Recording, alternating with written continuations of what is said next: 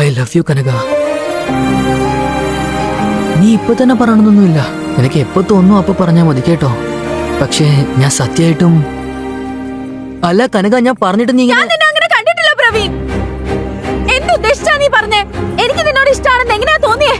കനക, annual ഡേക്ക് annual ഡേക്ക് നീ എനിക്ക് വേണ്ടി സിദ്ധാർത്ഥിന്റെ അടുത്ത് സപ്പോർട്ട് ചെയ്യും. പ്രവീൺ, അത് ജസ്റ്റ് ഫ്രണ്ട്ഷിപ്പ്, അത്രേ ഉള്ളൂ. നീ തെറ്റിദ്ധരിച്ചിട്ടുണ്ടെങ്കിൽ അതിന് എനിക്കൊന്നും ചെയ്യാൻ പറ്റില്ല. നീയും ഞാനും തമ്മിൽ ഒരിക്കലും സെറ്റ് ആവില്ല പ്രവീൺ. സത്യമായിട്ടും ഞാൻ അങ്ങനെ കരുതിയിട്ടില്ല.